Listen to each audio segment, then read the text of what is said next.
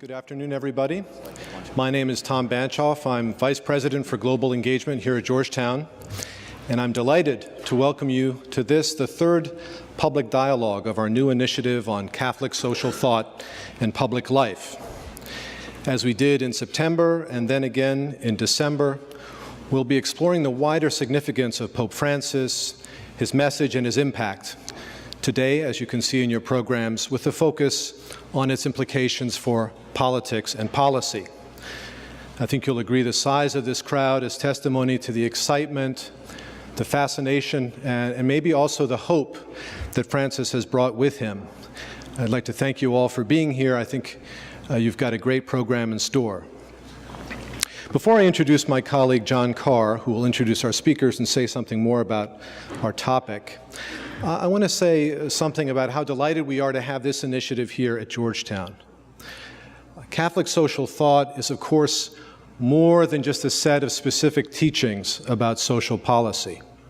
One way to think about it is as an ongoing conversation about the foundational principle of the dignity of the human person and the implications of that principle for our public life, for us as citizens locally, nationally, and globally.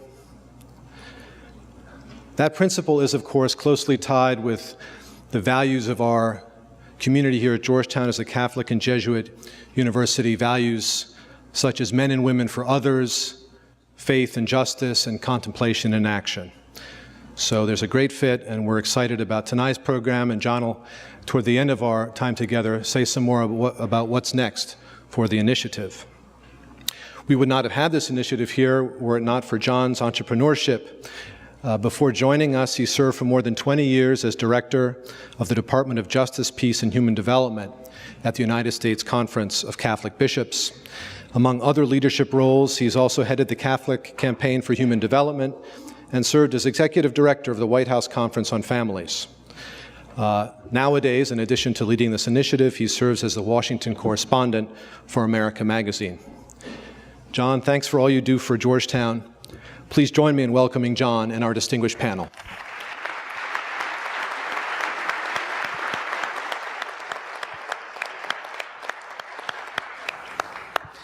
Thank you very much, Tom, and thank you for your leadership in making the initiative possible.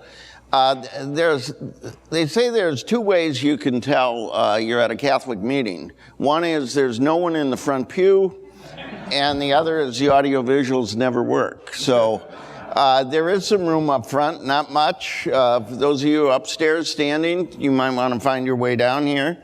You won't be able to sneak out without us seeing you, but other than that.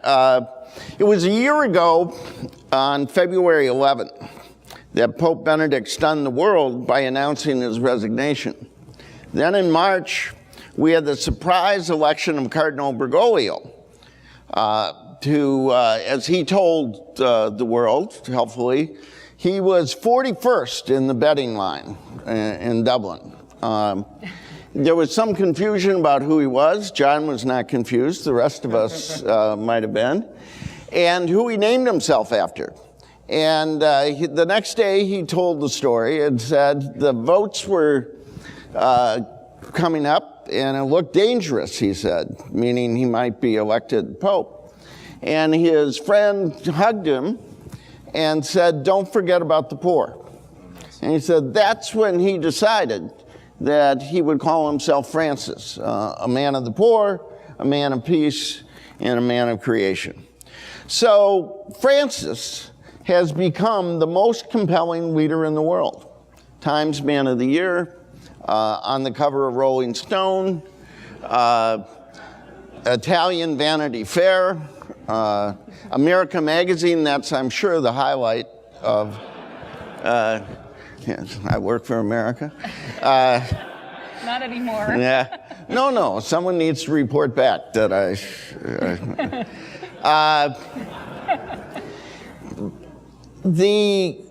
we have tried to focus at the beginnings of this initiative. It is not all Francis all the time for us, but we'll be talking about some of our other activities. But Last December, we began with a focus on the Francis focus, and we were honored to have Cardinal Wuerl and President DeGioia with us, and we looked at the beginnings of this papacy.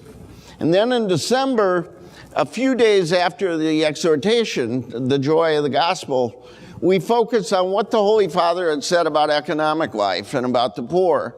And Cardinal McCarrick offered a summary, a remarkable summary, of the message of the exhortation, which is on our website and elsewhere. And in each case, we then had a panel discuss those issues. Tonight, we're moving a little differently. We're going to begin right away with the panel, so we have more time for your questions. Our panelists are a distinguished group.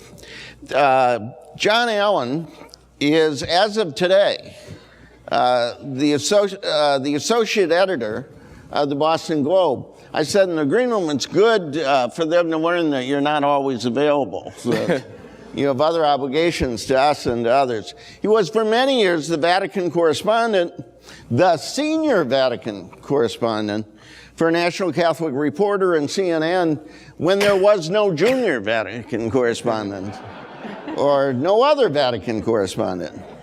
He had this goofy idea that if you offered in-depth, balanced, informed coverage of the papacy, people would find their way to it. And then he went and did it. So much so that as the Boston Globe decided we want some of that. And he's going to be appearing there. Time magazine made Pope Francis the Man of the Year. That's not the only people they admire. Time magazine said of John Allen, he was the man who picked the Pope. As John will tell us, it was a little more complicated than that. But they said, this is a quote, compared with the glibness of the Vatican media crush, Allen's scoop resounded across the internet for one brief moment. We were reminded that genuine knowledge matters. If you think covering the Vatican is a lonely vocation, try the path this Georgetown alum took. Carrie is a leader of an organization focused on better management in the Catholic Church. A new effort founded at the depth of the sexual abuse crisis. Catholic management is one of those oxymorons like flexible liturgist or satisfied social activist.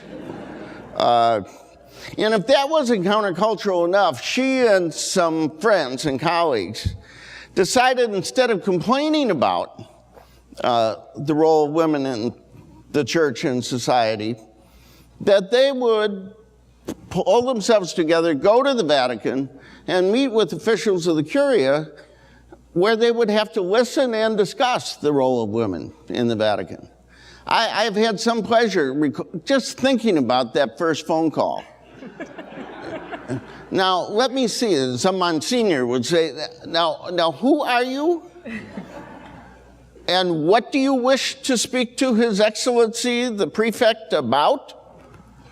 And eventually they said yes, and so we're going to hear a little about that. And then you could be Ross Douthat, the youngest op-ed columnist in the history of the most important newspaper in the world, a conservative columnist in a decidedly liberal paper, and a practicing Catholic where that is not the dominant worldview. My brother David Carr is a columnist at the Times, and he would tell you the Times is not exactly the Knights of Columbus.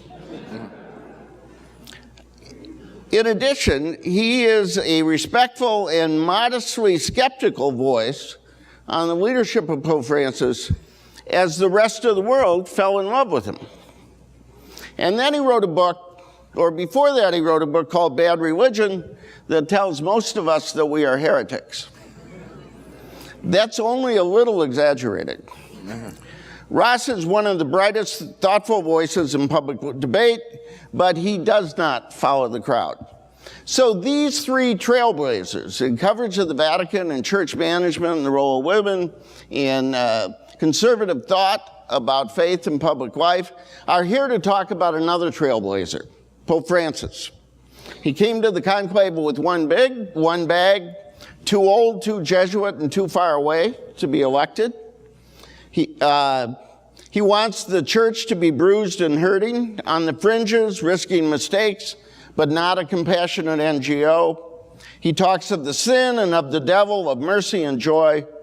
His unique vision is he looks at the church and the world from the outside in, from the fringe to the center, from the bottom up.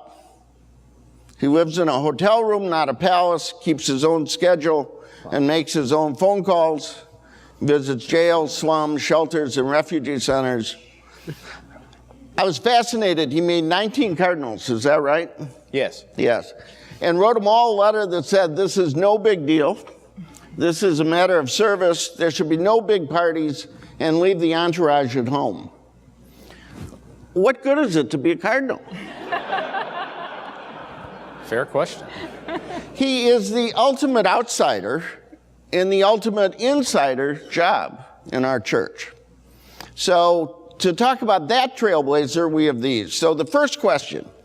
On this stage, about a month and a half ago, Mike Gerson, the Washington Post columnist, said as an evangelical, an outsider, he said, I think your new pope is a troublemaker. And then he went on to say, and there's nothing more dangerous than a troublemaker with a plan. Do you think Pope Francis is a troublemaker? And what do you think his plan is? And if he's not a troublemaker, what is he and what is his plan? Why don't we begin with Carrie? I think Pope Francis is a troublemaker for those who hope nothing substantive changes, either in our church, in our world, in our priorities, in our policies, or even in our very own hearts. I mean, I know I'm not alone in this, but part of my daily routine is to go to social media and find out, what did he say or do today? And I take that to prayer. In preparation for this panel, I went back over the 11 months and started to jot down individual symbolic gestures that he made, and there were too many to count or to recount. You mentioned some of them. But imagine, before he gives his first papal blessing, he asks those assembled at St. Peter's to bless him and to pray for him first. He rides the bus with his brother cardinals, elects to live in Santa Marta, eschews the papal palace and other fineries, pays his hotel bill in person after the conclave, washes the feet of a Muslim woman on Holy Thursday in prison. Goes on and on. Every day there's something new to admire and to be drawn to this prophetic man.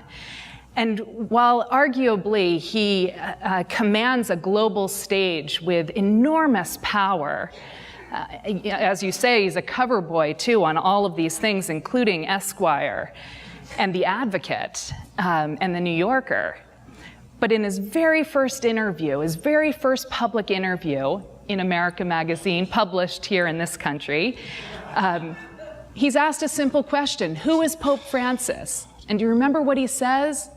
I am a sinner. Extraordinary. I think he's a leader who is profoundly grounded in prayer, knows who he is and whose he is radically free and other-centered, exudes mercy, commands that we have an authentic encounter with the poor, and calls for positive reform in the Catholic Church. Marianne Cusimano Love just remarked at a conference I attended for Catholic philanthropists, we now have a pastor-in-chief. So I think that's the kind of leader he is. Ross, troublemaker? You ought to recognize the troublemaker.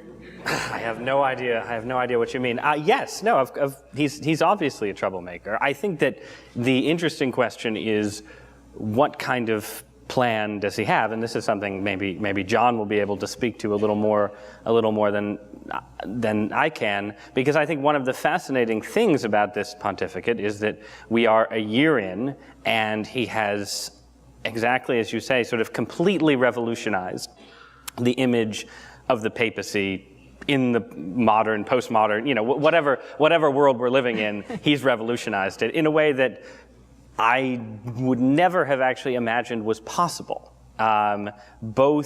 Both given sort of where the church was in terms of media coverage and public attitudes, and especially, I would say, elite public attitudes among the kind of people who decide who goes on the cover of the New Yorker and Rolling Stone and Times Man of the Year and so on. And then just also in terms of sort of the nature, the broader, setting aside the sex abuse crisis in particular and the way the last 10 years have gone for the church, just in terms of Catholicism's broader relationship to secular Western liberal culture at the present moment. It seemed very, very unlikely to me that this kind of revolution was possible. And it seemed even more unlikely to me, and this is where we get into the question of his actual plan, that it could be accomplished without either administrative reforms or doctrinal changes being really put into effect yet. And obviously, there have been some administrative reforms, and there's been some stuff focused on the Vatican Bank, and there is a sort of blueprint for planning a reform, I think is basically the fairest way to put it. But really, the change has all been at the symbolic level. And some of it is there's, I think, just a feedback loop at work, too, where, at least 50% of the symbolic things that Pope Francis had done, had Pope Benedict done them, they might not have been received in the press in quite the same way that Pope Francis's actions have been received, just because, when you work in the press, you know that narratives feed on themselves, basically. And if the narrative is revolutionary Pope, changing the way everything is done, then things are going to get covered in that light. And, so there is some of that, but that is, I think, also to the extent that you can see a sort of dynamic plan unfolding, that is part of the plan, is to use symbolic gestures to change the coverage in a way that then further changes the way symbolic gestures get covered.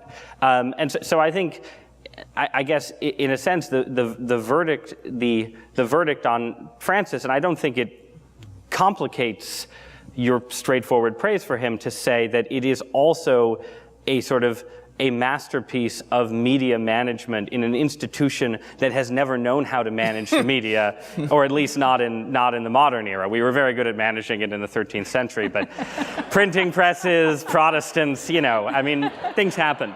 So that's, I think that, but I guess I'd say it's clearer to me what his plan is in terms of changing the image of the papacy and the image of the church and the way it's received and responded to in the West today, then it is clear it's clear what the structural legacy of the Francis papacy will be, because the structural changes are still in the formative stages. One of my liberal friends said to me, he's unconvinced of all this, wants to see more changes, said this is just a massive Vatican public relations campaign. And I tried to make the point you had. I said, name the last successful Vatican public relations campaign. Your point about Benedict, are you suggesting that if Pope Benedict had released those doves, the headline would be Benedict sends doves to certain death? I actually think the doves case is a good example, actually, where, Pope Benedict having his doves devoured by birds of prey might have had there wouldn't have been as much laughter, and there would have been more. John, you wrote a biography of Benedict. You're the preeminent reporter, analyst of Pope Francis' Troublemaker, a plan? Well, first of all, about Benedict and doves. Benedict did release doves from the balcony 3 times, and I'm happy to report they all survived. Okay, so that's the good news. Listen, I'll answer your question in a minute, but I just want to piggyback on something Ross said about the power of narratives, because I have been very struck by this. I mean, you're right. I had covered Cardinal Joseph Ratzinger for the many years he ran the Congregation for the Doctrine of the Faith, and I covered all 8 years of his papacy. I recall the day after he was elected to the papacy, he went back to his old apartment. He lived in Rome's Piazza Leonina, walked over by himself, went in, packed his own bag to carry it back to his new digs. And before he left, he went around to the 4 other cardinals' residences in that structure to knock on the door, not to say goodbye to the cardinals, but to thank the nuns who did the cooking and cleaning for being such good neighbors during the time that he left there. And, no one cared. Now, when Francis does eerily similar things at the beginning of his papacy, he is celebrated as, a historic breath of fresh air, which just illustrates. I think Benedict had the historic bad luck that he came into office with a narrative already prefabricated. He was God's Rottweiler. He was the German Shepherd. He was the great Vatican enforcer, and nothing he could do for 8 years really put a dent in that narrative. Whereas Jorge Mario Bergoglio, Pope Francis, had the great fortune of coming into office with no narrative attached, and so he was able to shape it himself, and I agree with Ross, he has done it brilliantly. And I frankly think it has some legs, because it's not just a public relations strategy, let's be clear. This is also who the man is. Now, to your question, is Francis a troublemaker? John, I think the answer to the question is yes, but I think the key point is to understand why is the answer yes. Okay? Now look, troublemaker is a classically secular bit of vocabulary, right? And since I am now employed full-time by the mainstream media, I understand, right, why we're looking for appropriately secular labels. Francis the Maverick, Francis the Reformer, Francis the Progressive, and on and on. And, you can make a case for each one of these terms, but I'm afraid I'm going to have to insist that if we're going to pick a single one-word descriptor for this pope, the only one that truly fits is Christian. Pope Francis is a Christian, and therefore, by definition, a troublemaker. Because the thing is, when Christianity is hitting on all cylinders, what it does is it lifts up a mirror to the world, and it has to be said to the church. Okay, and it asks the tough question, look at what you see. Is this really what God wants? Okay, that is, if you take it seriously, that is a subversive question. It is a challenge to status quos of all kinds. And I do think Francis takes it seriously. Now, you asked, what is his plan? Well, look, at the level of, administrative detail, how do you restructure the Vatican Bank? How do you, what's your policy going to be in divorced and remarried Catholics? I think in many ways this is a work in progress. Ross is right. He set up vehicles to study reform, the G8 Council of Cardinals. He's got a commission on the Vatican Bank. He's got a commission on the administrative structures of the Holy See. He's decided that next October's Synod of Bishops is going to be on the family, where this issue of divorced and remarried Catholics will surface. So he's created, we might say, procedures for reform. I think the end result of those procedures are a work in progress. But I think he clearly has identified what the substructure of that reform has to be. And it's a deeply Christian principle, and it's the principle of mercy. I think at the end of the day, Francis is going to be remembered as the Pope of mercy. Mercy is quite literally his motto. Okay, his motto is a complicated formula from a line from the Venerable Bede, but it basically means choosing through the eyes of mercy. Okay, mercy was in his very first Sunday homily mass, which he decided to do not in St. Peter's Basilica, but in St. Anne's Church, which is the small parish church for the worker bees in the Vatican, where he said that the strongest message of the Lord is mercy. It's there in his signature phrase, something he has repeated so often it ought to be printed on T-shirts. Okay, which is, the Lord never tires of forgiving. And it's also there in his deeds. His first visit to a Roman parish as the Bishop of Rome was on May, this is a great story, May 26th. He goes out to the parish church of St. Elizabeth and Zechariah out in a working class neighborhood of Rome called Aur. He was supposed to get there at 10:30. He shows up at 9:45. Okay, papal helicopter lands. He pops out. So the flustered pastor runs over. And the Pope says, look, sorry for the early start, but in addition to saying Mass and talking with the folks, I would also like to hear some confessions. Now, this was not part of the program, you understand. So the pastor ran and grabbed 8 people completely at random, okay, and said, hey, folks, you're going to confession. Now, the priest, he's a Romanian immigrant, I know him, Benoni Ambris. He told me the story afterwards. He said these people looked at him and said, well, Father, that's very sweet, but we're actually here to see the Pope. To which his answer was, yeah, that's what I'm talking about. Come with me. All right, and he took him into the church, and they, one by one, the Pope sat in the confessional, heard their sins, and administered God's forgiveness. Now, in part, this was him just trying to be a good Bishop of Rome, but in part, it was important to him that the world see the Pope making a point of celebrating the Church's premier rite of mercy. I think if you understand that, and on the Papal Plane, by the way, one last point.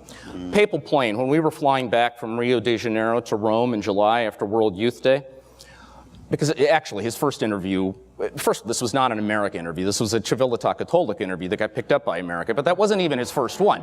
Because the first one, the first one was on the Papal Plane that day, July 28th, an hour and 20-minute, no holds barred, totally unscripted, totally impromptu exchange with the Pope. What I like to say about that flight, by the way, is that Alitalia Flight 4001 from Rio to Rome that day, in many ways, nothing to write home about. The seats were uncomfortable, the food was mediocre, but I will give it this, the in-flight entertainment was spectacular, all right? And he took a question about divorced and remarried Catholics, and he gave an answer. But then he said, I'd like to make a bigger point. And the bigger point is, I believe that we are living in a kairos for mercy, using that evocative Greek New Testament term, meaning a privileged moment ordained by God. He understands this moment, the early 21st century, to be a kairos in which the church's mercy has to be more tangible and clearly understood by the outside world. You get that right, okay, his plan for creating trouble, I think, becomes pretty clear. We're sitting in Washington, and two things that occurred to me that try and recall a secular political leader that gave up power voluntarily in the way that Pope Benedict did. And secondly, imagine any leader of any institution that would stand in front of an airplane and answer answer questions for an hour and 90 minutes. I mean, for a man who doesn't like interviews, he gives a hell of an interview. The Pope said we're not supposed to gossip, but a little gossip probably is okay. One of the things he said was he wanted people to forgive. He allegedly said at the dinner after the conclave, may the Lord forgive you for what you have done, elected him. What were the forces, aside from the Holy Spirit, the coalitions, the dynamics that led to this surprise election? Did the Cardinals know what they were getting? And secondly, is there any buyer's remorse at this point? Well, first of all, about the role of the Holy Spirit in the conclave, I always love to quote that famous line from Cardinal Joseph Ratzinger in 1997, who was asked, what's the role of the Holy Spirit in a papal election? And he said, well, look, we look to the Holy Spirit for guidance, but it's not as if the Holy Spirit actually picks the Pope. And he said the proof of that is there are too many popes the Holy Spirit obviously would not have picked, right? So the fact that there is a supernatural dimension to this process doesn't make it any less human. That's the takeaway. You asked what were the dynamics that led to the election. It's a very good question because, in the abstract, the idea of electing a Latin American and a complete Vatican outsider in just 5 ballots was a counterintuitive result, so you have to explain how it happened. I think the key thing to understand about the papal election of March 2013 is that it was the most anti-establishment papal election of the last century. You would have to go back to 1914 to find the last time that the cardinals so clearly understood themselves to be voting for change. Now, in this case, they were voting not for doctrinal change, okay? They were voting for change in business management. I mean, basically, they looked at the series of disasters that had unfolded during the previous 8 years, beginning with Benedict's Regensburg speech in 2006, which set off a firestorm of protest across the Muslim world, the Holocaust-denying bishop controversy of 2009, the bungled response to the European sex abuse crisis in 2009 and 2010, the surreal Vatican leaks scandal of 2012. You all remember this, that ended with the arrest of the Pope's butler? I mean, a team of Hollywood screenwriters could not have come up, okay, with something more mind-boggling, okay, than that. The butler did it, honest to God. That was the headline, okay? And they looked at all of that, and they drew the conclusion that the old guard in the Vatican that once upon a time seemed so adept at making the trains run on time had just lost its grip, and that there was a need to sort of flush all of that out of the system and rebuild. So they voted for a change agent, and that's how they get to someone like Jorge Maria Bergoglio. Now finally, the buyer's remorse question. Look, there were 115 cardinals who filed into the Sistine Chapel. 114 came back out as cardinals, okay? I've probably talked to a third of them since the election, so take this for what it's worth. My read is that they will tell you there were some things that are exactly what they thought they were getting, and some things that are surprises. Two big things that track. One, they knew that Bergoglio was a man of the poor, a man of the social gospel. That was the line on him from Argentina. You know, the 15 years he was Archbishop of Buenos Aires, he did not live in the Archbishop's palace. He lived in a Spartan apartment downtown. And when I say Spartan, I don't mean this euphemistically. He had to leave the stove on 24/7 over the weekends because the building he lived in could not afford central heat. Okay, that's the kind of lifestyle he led as the Archbishop. He spent most of his time in what the Argentines call the vicious miserias, the villas of misery, the slums where the poorest of the poor live. So they knew that. And secondly, they knew he was a good manager. I mean, bear in mind, he became provincial superior of the Jesuits in Argentina at the age of 36. He's been in leadership in the Catholic Church for 40 years. And his track record was as somebody who took the reins of power very much into his own hands. He keeps his own schedule. I mean, we now know, infamously, he makes his own phone calls. In fact, I'm a little ticked off. I have not gotten a call because everybody else I know has, okay, and so forth and so on. Okay, so those two things were very much what, I mean, in other words, what they're seeing is what they thought they were getting. It might be That him. was him. Yeah, sorry. Sorry. That might be the call. Right? A little You're late amazing. in Rome, actually. Now, the two things that were surprising to the Cardinals, one, he is more of a moderate than they thought him to be at the time of the conclave. The line on him in Argentina was that he was a conservative. And the reason is because two things. One, there was a fallout in the Jesuits in the 70s over liberation theology, and he was on the perceived conservative end of that. Although you got to understand, in Argentina in the 70s, this was not an abstract debate over yes or no to the option of the poor. There was an armed guerrilla movement the priests were leaving to join called the Montoneros, and that's what Bergoglio was against. And the other thing was there was a dust-up over gay marriage in Argentina in 2010, and he took on the Kirchner government over that.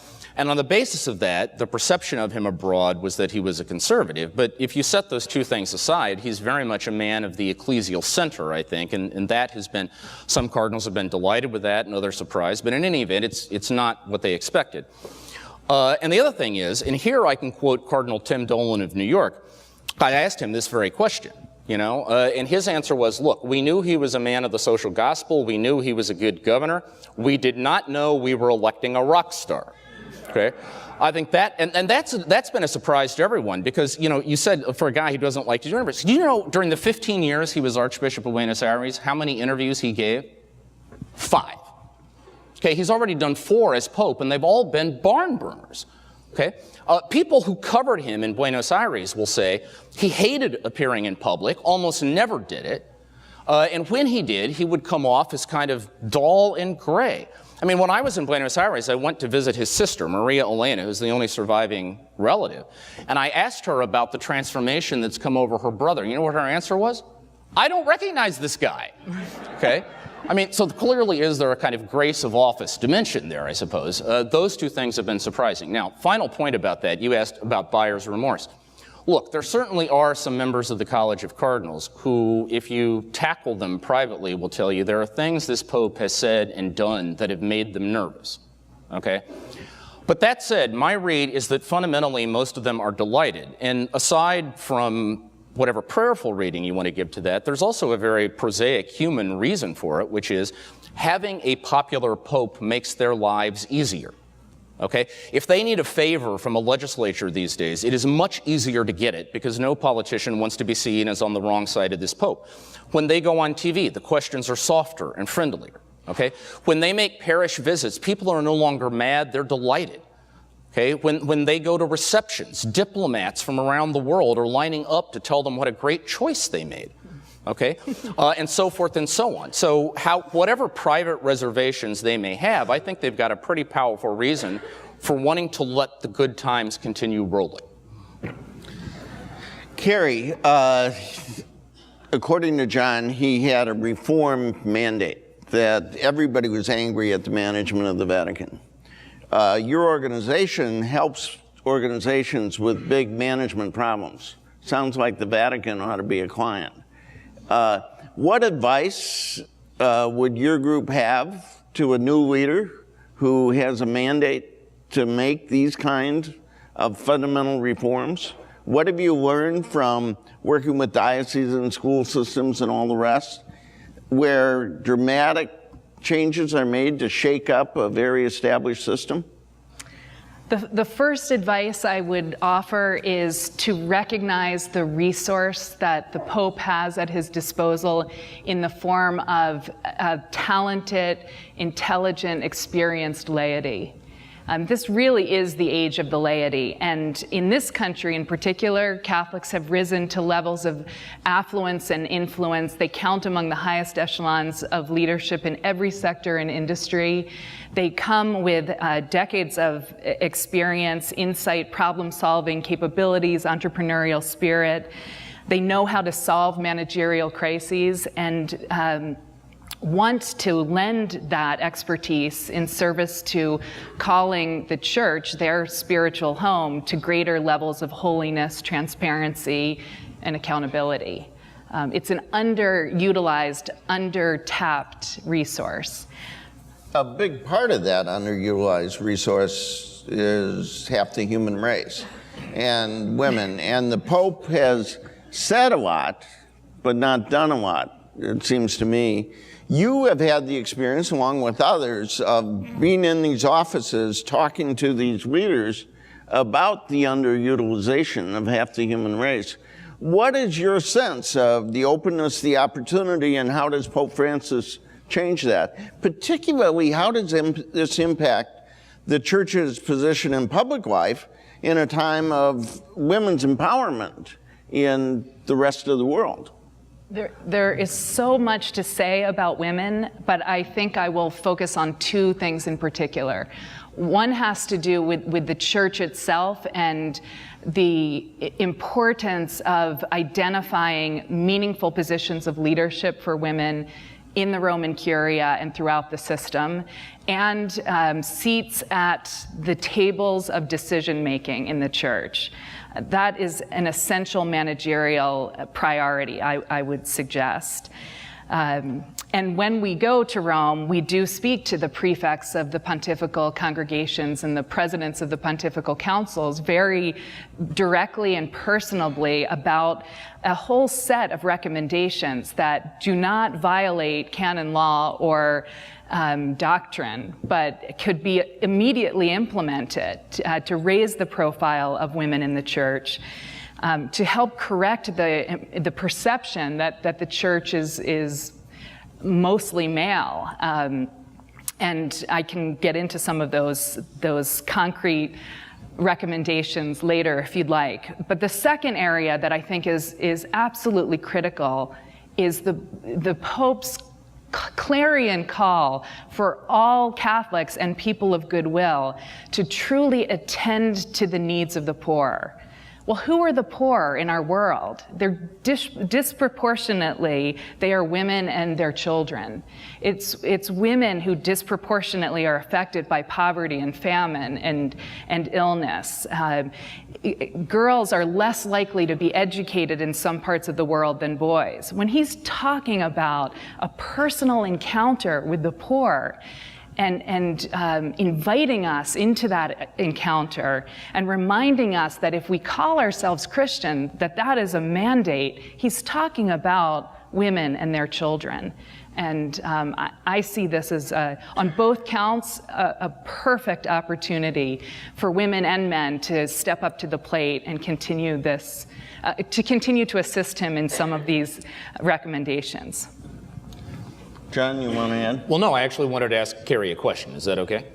Since we're on management, one of the things Francis has done, I don't think there is a major global consulting firm left on earth that does not now have a Vatican contract, okay? Promontory has been hired to review the accounts of the Vatican Bank. McKinsey has been hired to study the communication structure. Ernst & Young is doing OPSA. I mean, I honestly considered launching my own consulting firm because I figured, why shouldn't I get in on the action? From your point of view, what do you think about this business of bringing all these global behemoths of consulting firms in to try to, clean up the Vatican's act? I think it's a good move. I think it's a move in the right direction. But these reform interventions can also properly happen at the local and national and diocesan and regional level. It's not rocket science. It's pretty simple. The strategy that the Leadership Roundtable has employed is to identify women and men from diverse perspectives, all of whom are talented, all of whom are Catholic, they care about the church. They bring them together. These leaders are predominantly lay, but sometimes ordained and religious. And then the ground rules are candor and charity, and they're invited to address pressing temporal challenges, and then invited to come up with a series of recommendations and to hold one another accountable for implementing them and measure the progress. There are these wonderful byproducts that come from that. One is actually creating effective solutions to those managerial matters that tend to keep church leaders up at night. But the second is that we bridge the chasm of the left and the right, because the membership of the Leadership Roundtable, for example, is politically and theologically conservative and progressive. It's all over the map, but we're bringing people together around a common purpose that is outward focused, that will benefit others, namely the church's structures, and ultimately helps to advance the church's mission. And when you're working shoulder to shoulder with someone else on a common purpose and seeing the beneficial fruits of that labor, and then we discover that we disagree on a certain matter of church teaching, it is so much harder for me to then hurl vitriol at you or demonize you and vice versa. So you seem like you do a lot of demonization and vitriol hurling, so I imagine. Yeah. And we just met tonight. Just getting that vibe. Let me get you in trouble with one more question. Not everybody's thrilled about all this focus on the poor. You work with CEOs, you work with people of enormous goodwill, but also enormous resources. And it was widely reported that one CEO advice to the Cardinal Archbishop of New York was tell the Pope to pipe down about all this talk about income inequality and the idolatry of money if you want the people of means to be supporting the projects of the church. Is he an outlier? Is he sort of a, what are those things when the canary in the coal mine? You work with a lot of people. When the Pope talks about the ecclesial equivalent of the 1%, those are people you spend time with. What are they thinking as they read those same homilies every morning? One thing I certainly would advise is not to gratuitously categorize Catholic philanthropy along a certain political agenda. I think that does a disservice to philanthropy, and I don't think it's accurate. Frankly, I don't believe that is the dominant response certainly is not of the Catholic philanthropists that I know. And the Catholic philanthropists I know, again, are Republican and Democrat. They're theologically conservative and progressive. What has happened with this Pope, it has reignited the philanthropic passion that they have always had. It's made them proud to be Catholic again. It's given them a sense of possibility, and it really excited them to think in a soulful way how we can be more generous, how we can collectively play a role in advancing these gospel mandates. I think it's tremendously exciting. It's not just that Pope Francis has restored philanthropists' faith in the church or in Catholicism and in philanthropic potential. He's restored their faith in humankind, and that is powerful for philanthropy. Our little initiative wouldn't exist without people have those commitments. Ross, lots of people give advice to others. The article that got me going is you wrote a Sunday column that was advice for conservatives who were uncomfortable with Pope Francis. And then you followed that up with advice for liberals who seem to be enjoying this way too much. And I just want to read this and then ask you to sort of tee up that advice for this crowd, because I think we have both here. I mean, we have young people, we have faculty, we have students, we have conservatives, we have liberals. This is what you wrote to conservatives. The Pope words shouldn't inspire them to convert en masse to liberalism or worry that the throne of Peter has been seized by a Marxist anti-Pope. But they should encourage much greater integration of Catholic and conservative ideas and inspire Catholics to ask more, much more, of the Republican Party on a range of policy issues. Conservatives should spend the Francis era not in opposition, but seeking integration, meaning an economic vision that remains conservative, but in the details reminds the world that our Catholic faith comes first. And this is what you wrote to the left.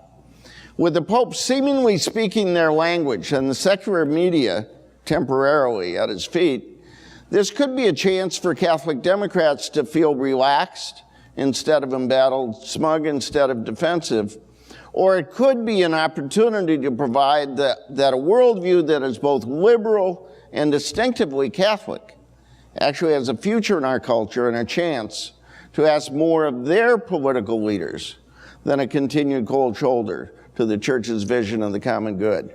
2 months later, who's taking your advice and who's not?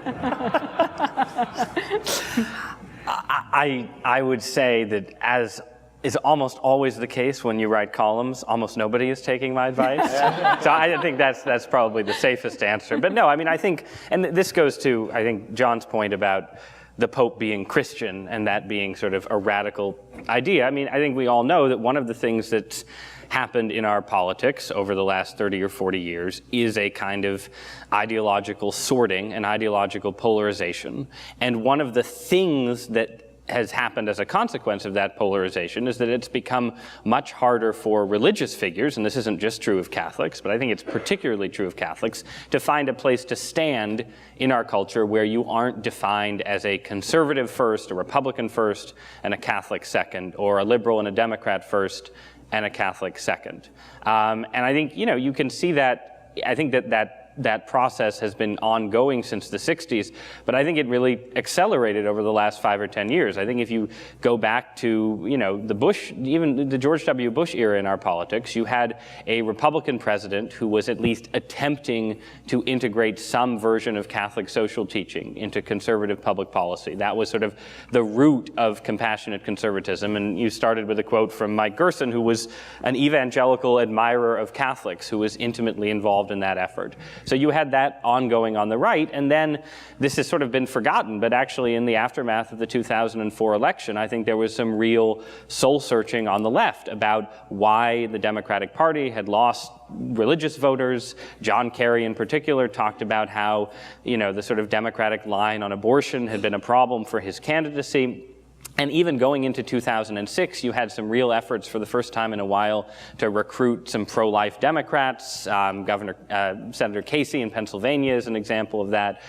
And all of that has sort of fallen apart over the last 5 or 6 years.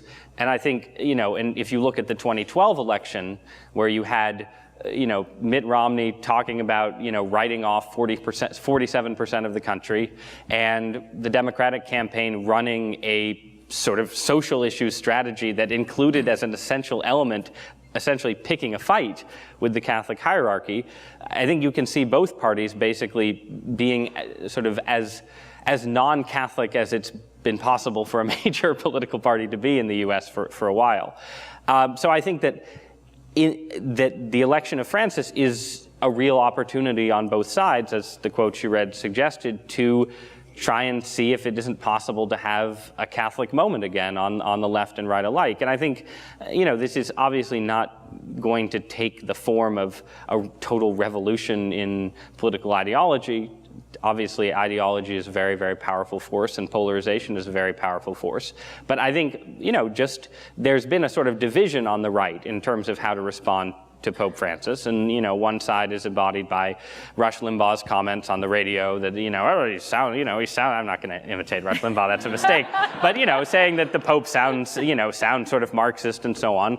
But then I think the other response, which is also a response related to a sort of reckoning with why the Republican Party has lost so many elections recently, is at least some policy experimentation from a variety of Republicans in Congress on issues like poverty and the safety net, some of the stuff that people ranging from Senator Mike Lee of Utah to Marco Rubio of Florida have been looking at, I think has been given a kind of a boost by, whether it's cynical or sincere, a felt need to be responsive to the conversation that the Pope has stirred up. And then on the sort of liberal Catholic side of things, I think there it's, I'm not as sort of intimately familiar with it, so I don't want to make too quick assessments. I think I'll just sort of restate the issue, which I think is that the big question for Catholic liberalism in this country, and which has been a question since the 1970s, is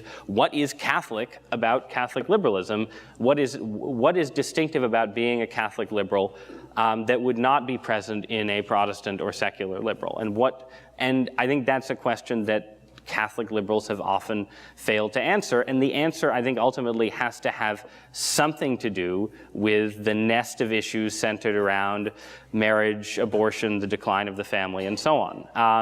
And I don't have a Catholic Democrat who I would point to as an example of how to reckon with these things, but I do think there are some younger liberal Catholic writers who I read who are sort of trying to come up with answers to those questions that maybe have some promise.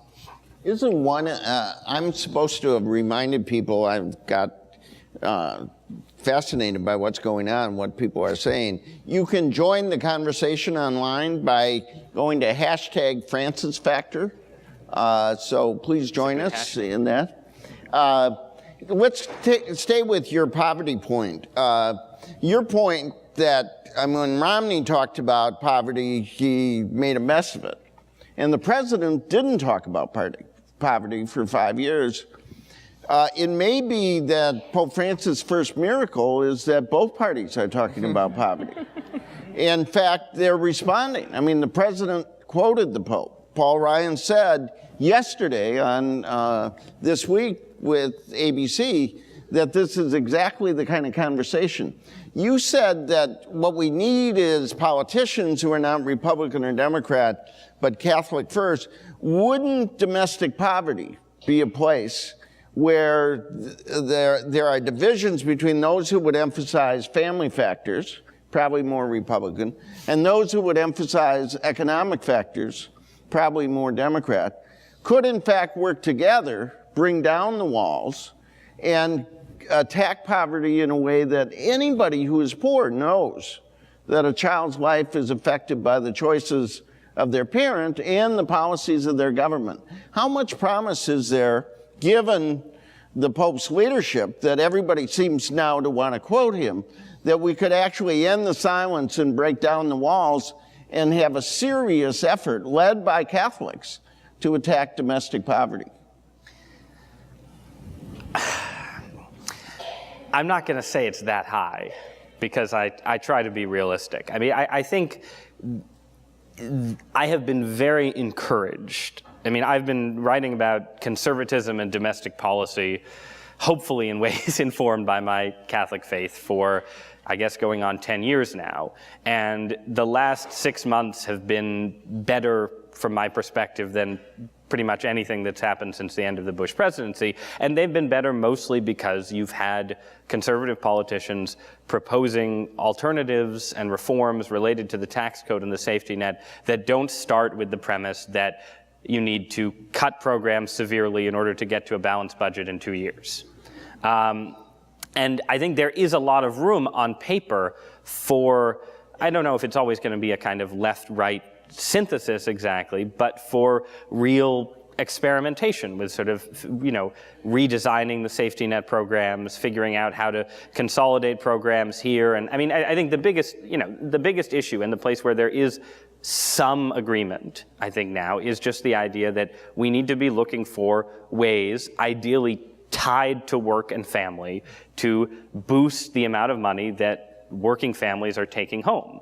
And you can have an interesting sort of left-right debate about whether the best way to do that is through the kind of minimum wage increase that the Democrats are championing right now, or whether there's some combination of family-friendly tax policy and changes to the earned income tax credit or something that could do the same work without relying on new regulations on employers. And I don't think the Republican Party has gotten to the point where it has a real alternative to raising the minimum wage, but I think it is at least sort of groping in that direction in plausible ways. That being said, you also just have to remember the impact of polarization is very, very powerful. And there are lots and lots of people who have a very strong incentive in these debates not to find common ground and to say, no, the minimum wage, polls at 70%, so that's what we're going to do, and we don't care if there's, a slightly better way to do it, because if Republicans don't vote for it, we can clobber them over the head with it in the next election. And then obviously you have people saying roughly the same thing on the Republican side, or sometimes what I think liberals are right to point to on the Republican side is Republicans who want to have some kind of proposal on poverty, but it's never going to be their top priority because, setting aside issues of ideology, Republicans in general don't represent poor people, right? Republicans are the party of the middle class and often the party of the rich and very rarely the party of the poor. And where your constituents are, there also shall your heart be. So the challenge of compassionate conservatism, or whatever term you want to give it, and I don't like the term compassionate conservative for various reasons, but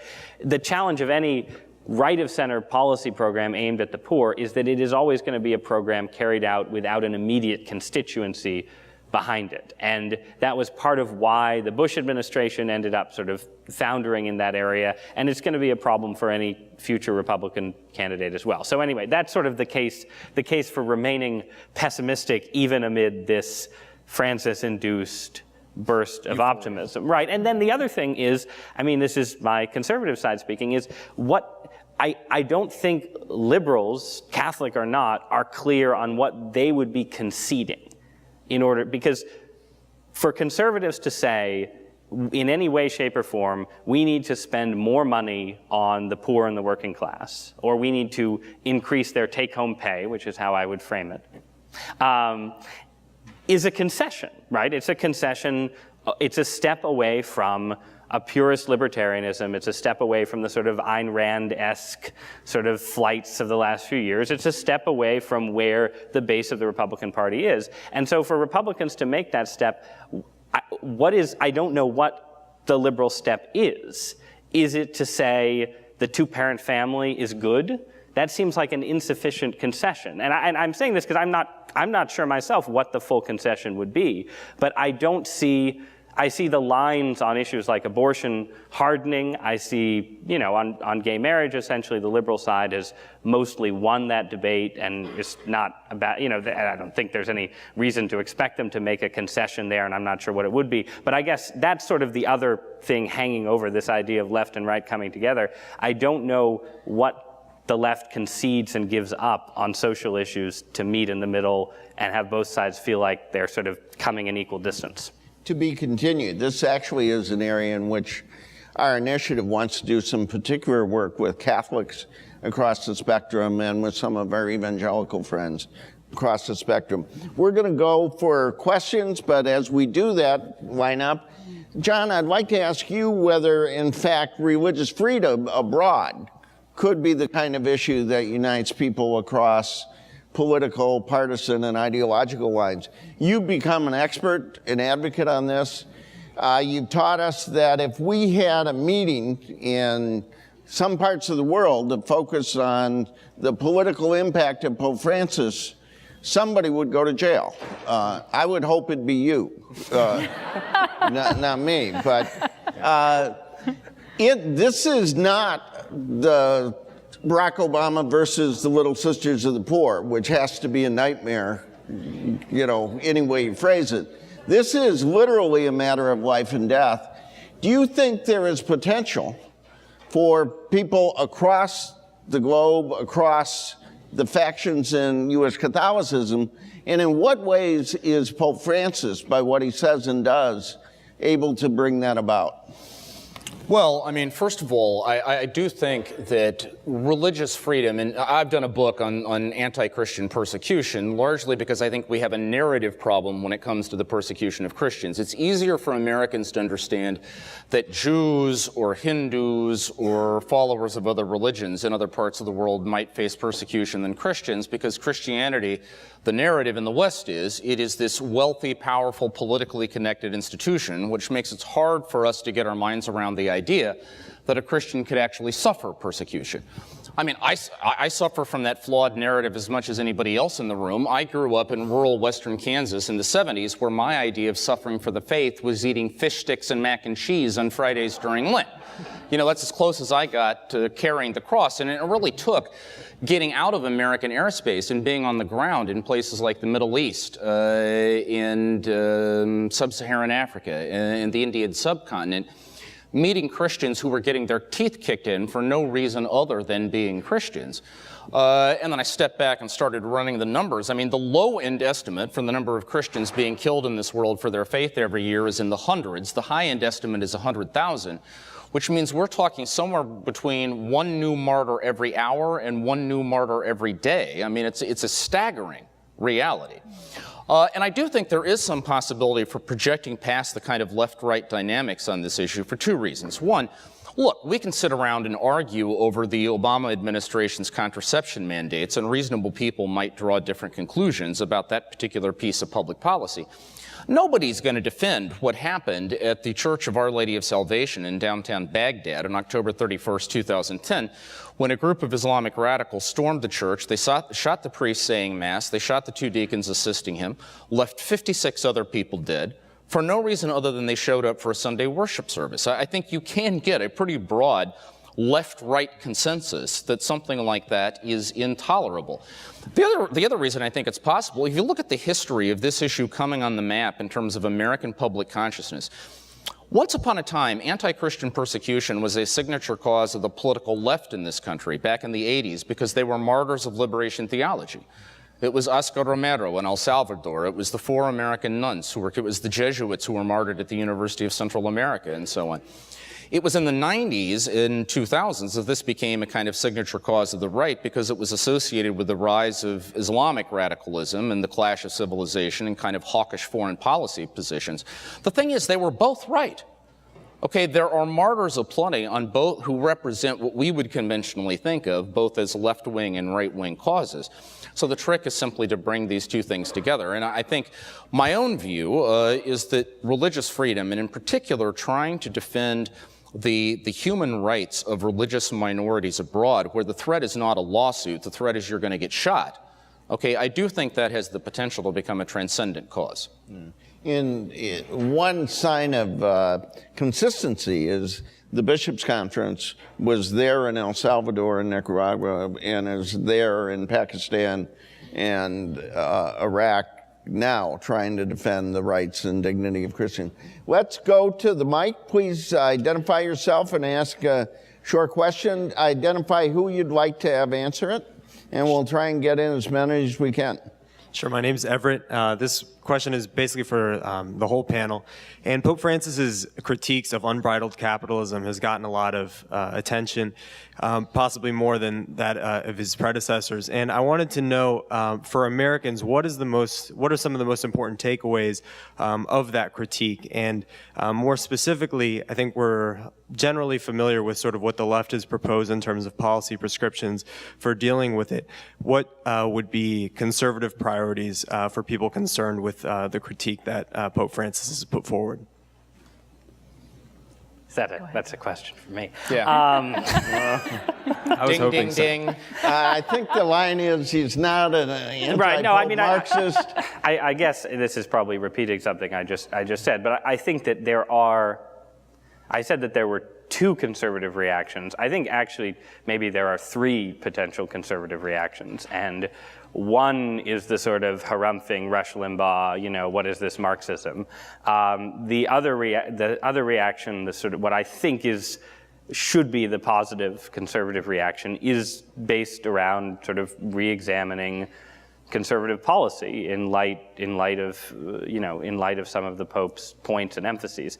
I think the third one is, and I think this is something conservative Catholics do and shouldn't do, which is to stress the idea either that this is mostly a media invention, which it is not, even though, yes, the media has taken it and run with it, or to sort of insist on the apolitical side of what the Pope is saying. And I actually think it is better for conservatives to say, I disagree with the Pope on something, which you are allowed, in fact, to do, than to sort of efface the often very plain meaning of his words. And so, I mean, let me give you an example. I think that the Pope had a comment in, was it the exhortation? I'm not sure, about income inequality increasing rapidly and so on around the world.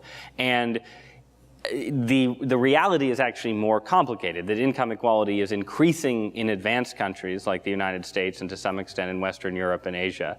But it has diminished rapidly in other parts of the world, particularly China, to some extent India, and so on. And there's actually this fascinating dynamic going on. I say fascinating, but for many people it's not fascinating. Where if you look at a global distribution of income, the global poor are getting wealthier, and the wealthy in advanced societies are getting wealthy, but the poor and working class in advanced societies are stagnating or struggling. So it's this sort of upward arrow, and then downward here, and then upward again. And I think it's appropriate for conservatives, or for anyone really, to respond to some of the Pope's more sweeping statements by saying, sometimes it's more complicated and there are sort of complicated questions of policy to adjudicate and so on. I think that's a better response than to do what some conservative Catholic columnists, whose names I will not mention, have done, and say this is just a completely apolitical statement about sort of a moral exhortation, a moral critique about the responsibilities of great wealth. It is that, but we do the Pope a disservice if we don't recognize that there is a sort of political edge to some of what he's saying. It's also fair to say that on the left, this has not been a high priority except in certain quarters. I mean, if you look at the organized political left, if you look at the Obama campaign for president, gay marriage, protecting abortion rights, NPR, they're all out there, and down the road come workers and poor. Isn't part of the challenge getting everybody to say that the Pope's priority for the poor is our priority, and now let's have a debate about how to fix it? Well, you may well be right, but I think there's another point worth making here, which is that Francis is an innovative figure in many respects, but his language about economic policy is actually one of the least innovative aspects of his papacy. Virtually everything he said in Evangelii Gaudium, the joy of the gospel, or the speech he gave when he was in Brazil, when he was in the favela, whole paragraphs of that could have come out of the social teaching of Benedict XVI or John Paul II. We could go all the way back to Rerum Novarum in 1893. I mean, when Benedict went to Brazil in 2007, I stood in the favela that he visited and listened to him rail against savage capitalism in language that makes Francis look like a milquetoast. Okay, I mean, you got to remember, Ratzinger had a great uncle who was the founder of a farmer labor party in Bavaria in the 19th century. Economic populism was in his blood. And it ran through a lot of his economic teaching. So I think one message to get across to these kind of hair-trigger conservative critics of Francis would be, Francis is changing many things, okay, in terms of his personal commitment, perhaps, to the gospel of the poor. But in terms of his diagnosis of the global economic situation, this is largely repetition of things that are icons of the Catholic right said over and over and over again. It sounds like what you ought to do is set up an initiative on Catholic social thought and public life so we could share that. Chris. Hi, my name is Christopher Hale. I'm with Catholics in Alliance for the Common Good. an editor for our online journal for young Catholics, Robert Christian's up there. And we were founded about 2 years ago because we were kind of frustrated by the lack of young Catholic voices on public sphere issues. One of the things that was interesting to us as we kind of reviewed the past year, Ross, in March 2013, you wrote on Twitter, which we agreed with, that Pope Francis would have a papacy that was small in the media, and that actually Cardinal Dolan would be the face of American Catholicism. And it was on Twitter. It doesn't count. What's interesting about it, though, is it seems like, obviously, it's February 2014, and Francis is the face of American Catholicism. And what we've really seen on Millennial is a frustration because here in Washington, the ideological left and the ideological right try to claim Francis for victory for whatever battle it is. But it seems to us, as we kind of reviewed the year, that more than anything that Francis wants to change about the church, its approach to women, perhaps its approach on issues affecting the poor, et cetera, is really personal change, personal conversion. And, it's interesting. We always rack over the Vatican for its wealth. It has a $250 million budget, as John Allen wrote a few weeks ago. Georgetown has a $1.3 billion endowment. This place could run the Vatican 3 times every year and still buy the Hoyas new basketball jerseys. It's interesting. Chris, we need to wrap it up. Yeah, is Pope Francis asking us to change more than anything else in the United States, but also at a personal level?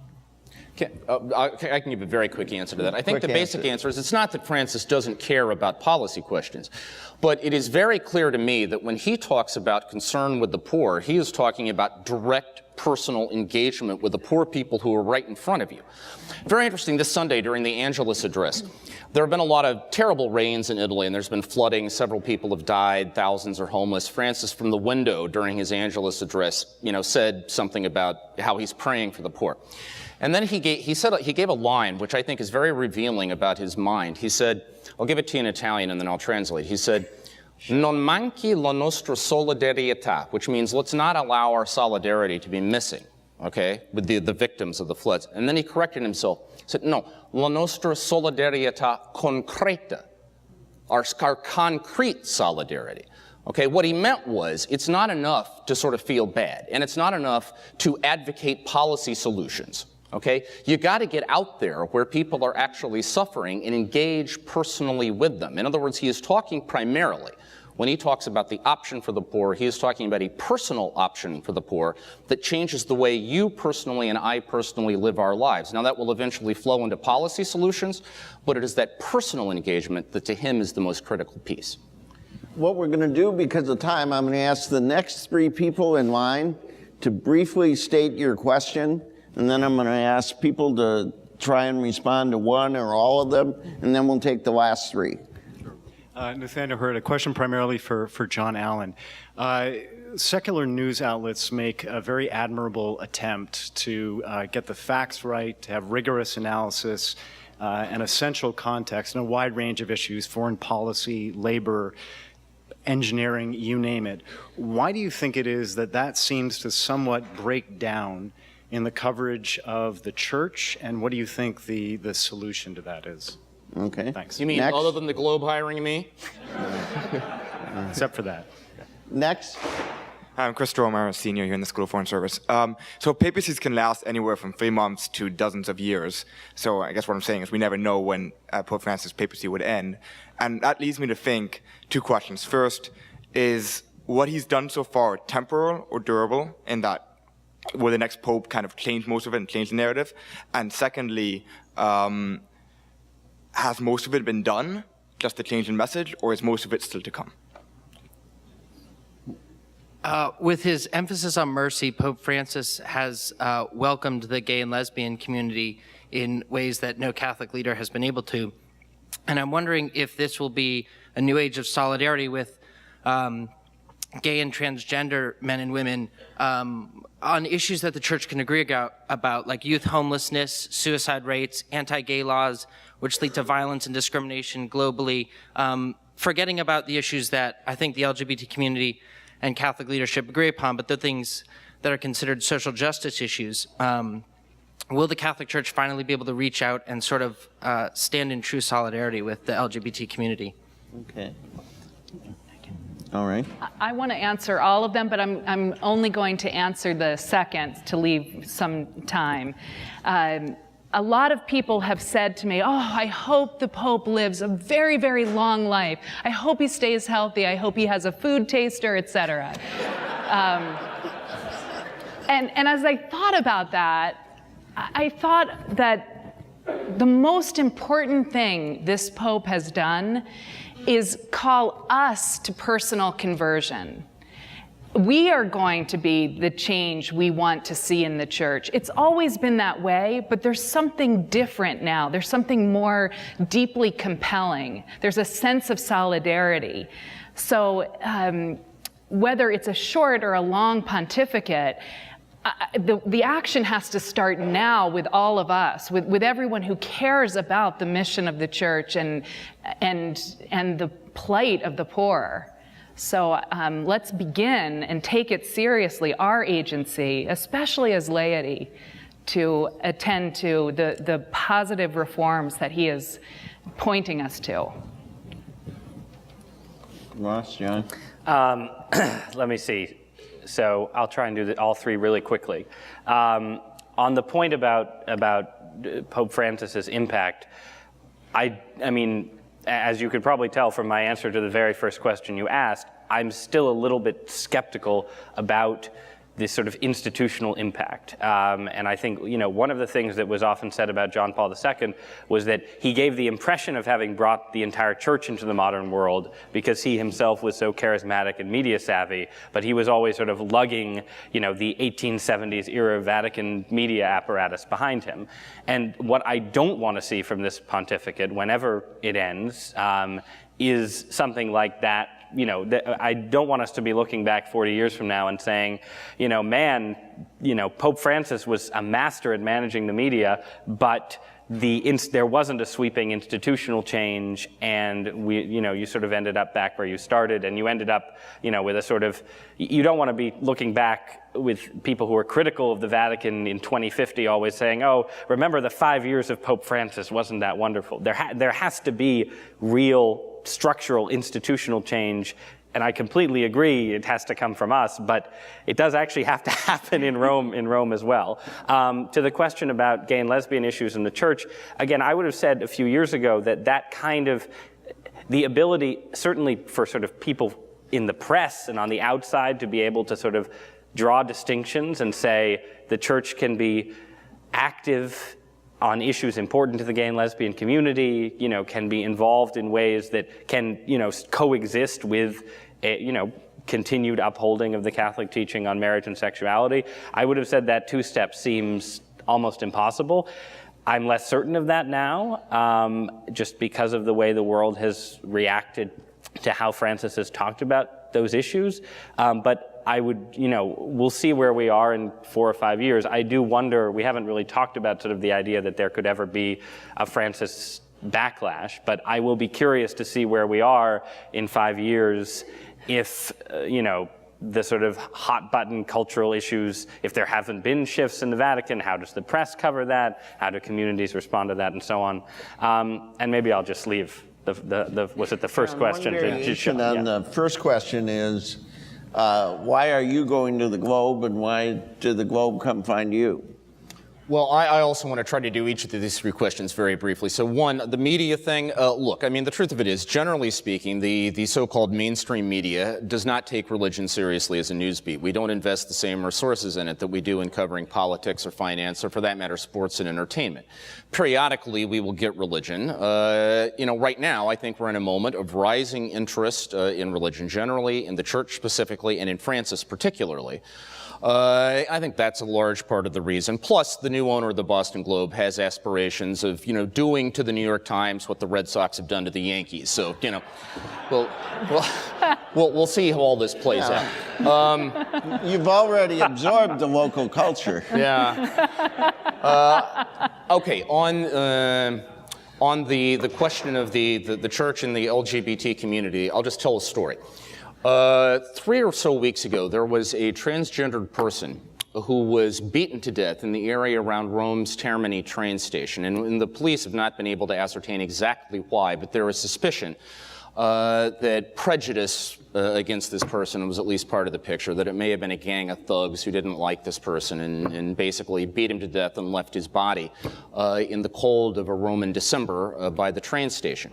Now, normally what would have happened in these circumstances is that it would have been the Comune di Roma, that is the city government of Rome, that provided some kind of internment and, took care of the burial and all that. But in this case, the Vicariate of Rome, that is the office of the Diocese of Rome, called up the papal household in Casa Santa Marta to ask if it would be okay if some kind of liturgy to a funeral mass for this person were organized. And the response of the Pope was, not only is it okay, but I'd like to see it done at the Gesù, that's the Jesuit church, the sort of mothership of the Jesuit order.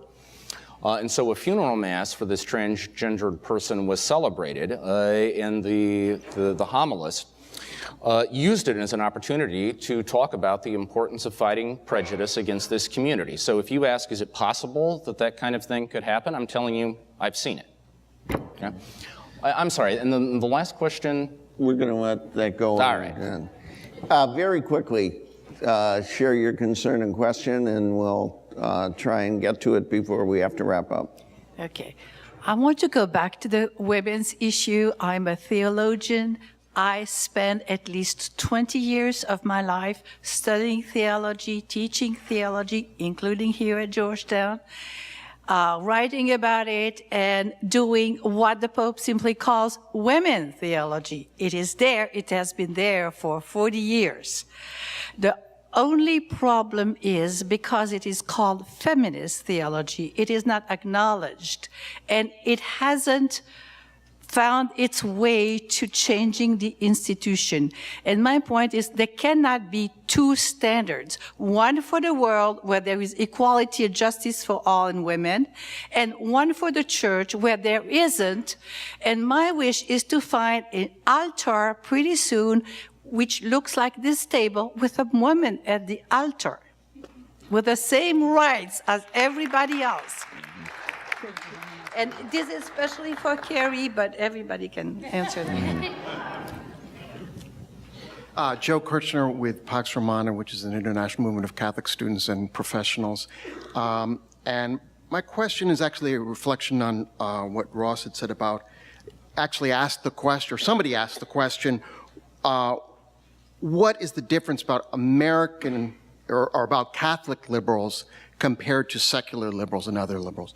And I think really that the answer is that it's our Catholic social teaching, which teaches us to really look not just ameliorative measures, more food stamps, more subsidies, but to look at structural change, structural economic, take a good critique. The Catholic social teaching has an incredible critique of both capitalism and socialism and various things, and has some very interesting things to say, but it says it has to be structural change.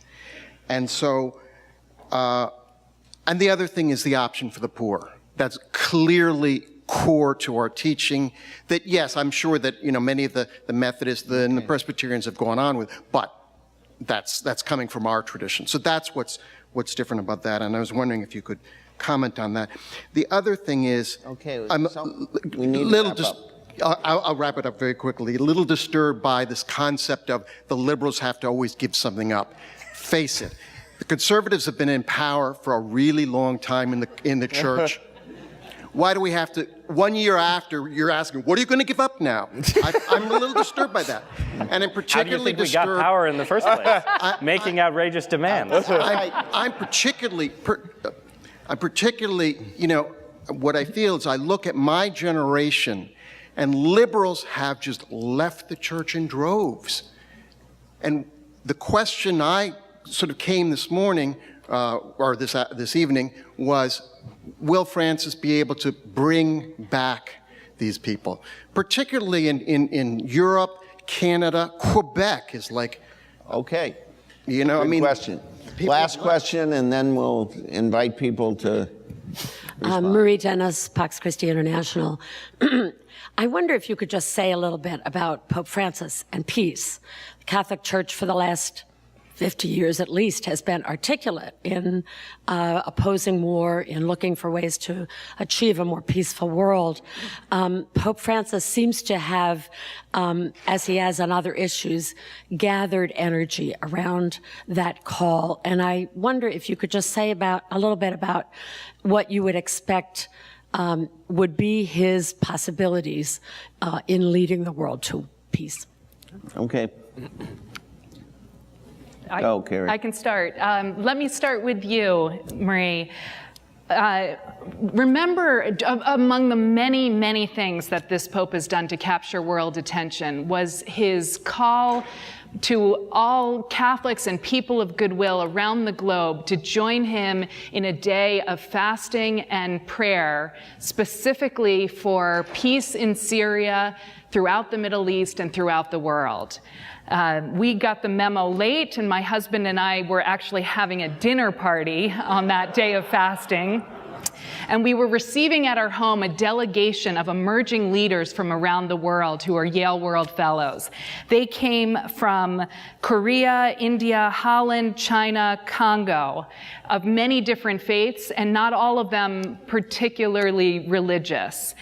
And when we began our simple meal, we noted that this day was a day of prayer for the world. And my husband very politely, so as not to risk offense of our guests and their religious persuasions or lack thereof, simply asked them at some point later in the evening when they were home that they, in their own tradition, would join in this pursuit for peace. And they looked at each other and they said, no, let's pray now communally, together here, intentionally. And I've just been so struck by that sacramental moment and realize most of the world cares deeply about the things that the Pope is pointing us to. We disagree about the method and the mode and what is most efficacious to get us there, but we really do, for the most part, agree on these fundamental precepts of peace and the elimination of poverty and potable water for people to live, etc. Women? I'll come back to women. Okay, go. No. I'm going to cut you off on that. No. Just to say, amen. Amen to that woman. Thank you for your scholarship. I know this sounds hopelessly naive, but I am a feminist because I'm Catholic. I'm Catholic because I'm a feminist. I don't understand the disconnect there. Feminism is just the radical belief that women and men are equally imbued with Imago Dei. So thank you for your scholarship. Don't give up now. Okay.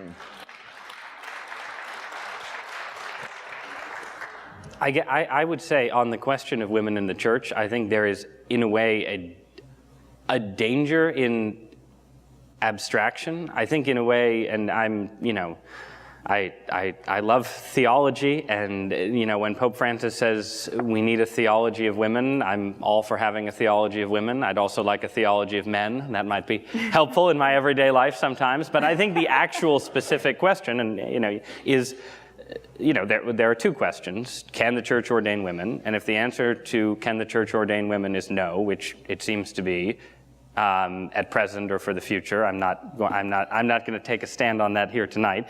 But if that's the answer, then the secondary question is, what offices can women hold in the church, and how can we appoint women to them? And that's the question that you're working on. And I think that when I think the thing that women and people who care about women in the church should worry about with Francis is a tendency to say, let's step back and have a big conversation about the role of women in the church. I think, frankly, what the Vatican needs is something much more specific, which is just to say, here are offices that could have women in them. We should try to appoint women to them. And that, can feed into conversations about the diaconate and even the College of Cardinals. And, are there offices in the church that do not have to be held by priests, that have traditionally been held by priests, and so on? Those are all conversations worth having. They don't have to happen. I don't think you have to have the sort of theology of women conversation first. You can actually just sort of talk more in the concrete and say, if this door is closed, what doors can be opened? And then to the gentleman's points about liberalism, liberals can do whatever they want. They don't have to give up anything. It's fine. I would just say that one way of looking at the last 40 years of American history, rather than seeing it as a sort of period of total conservative dominance, is to say that conservatives have won a lot of victories on economic policy, and liberals have won a lot of victories in the culture. And if that's the case, then I think liberals have an obligation to take some responsibility for some of the messes in the culture. And I don't think they take enough responsibility. And that isn't necessarily true of every liberal everywhere, but I think it is a place where there could be more of a conversation among liberals, and a conversation that Catholics could play a role in starting than there is at present. And then finally, on the issue of church attendance and liberal Catholicism, this is the challenge of the Francis era for people who consider themselves part of the progressive Catholic tradition, the liberal Catholic tradition. It isn't just about public policy and intellectual debates and so on. The failure going back to the 1970s of the progressive strand in all of Christianity has been a failure to keep people in the pews. And I would like to see a progressive Christianity. We need it. Conservative Catholics, conservative Christians need it, that can actually keep people in the pews. But that problem has to be solved, and it has to be solved by progressive and liberal Catholics. So that's what I would say in response. John? Well, I think the piece and the question on women, those 2 points have been adequately spoken to. So let me just talk about, the question was, what do liberals have to give up? I'd like to talk about something that I'd love both conservatives and liberals to give up, if I may. Which is the tendency to refract absolutely everything that happens, including the election of Pope Francis and the new momentum he's generating through the sausage grinder of the tribal ideological. You're in the mainstream media now. Yeah. You can't say that, John. Yes, I can, actually. Okay. And just did, and will again. Let me start, John talked earlier about, Francis's first miracle. You want to know what I think Francis's first miracle is? So according to the latest CNN poll, he's got basically about 90% approval ratings at the grassroots in the American Catholic Church. Now, think about what we all know about how badly divided the American Catholic Church is on virtually everything. I mean, frankly, under ordinary circumstances, it would be tough to get 90% of us to agree that today is Monday, right? And in that context, I mean, those numbers are just astonishing. And when we get around to beatifying and canonizing Jorge Mario Bergoglio, I think this ought to be in the mix, okay? Here's the thing. The Catholic churches are supposedly, the Catholic Church's highest priority right now is what recent popes have talked about as the new evangelization. That is, trying to reintroduce Catholicism to a jaded and sometimes hostile world and asking them to take a new look. Now, I would submit to you that we are never going to get a better missionary calling card for that enterprise than we have in Pope Francis. Wherever you are on the spectrum of reaction to this Pope, whether you are the most excited or the most alarmed, it is empirically undeniable that eyeballs are on this man, okay? The world is watching, and therefore they are watching us. And I think the question is, what are they going to see? Are they going to see a community of people who are striving to come together to take advantage of the missionary potential of this papacy, to serve the poor and set the world on fire with the gospel of Christ? Or are they going to see a debating society that is constantly at one another's throats, arguing over every participle this Pope uses and exactly what doctrinal valence does it possess? And I would suggest to you the former is the much more attractive image to present to the world. So liberals, you want me to tell you what you need to give up? What you need to give up is the temptation to use Pope Francis as a club to beat up on other people in the church you don't like.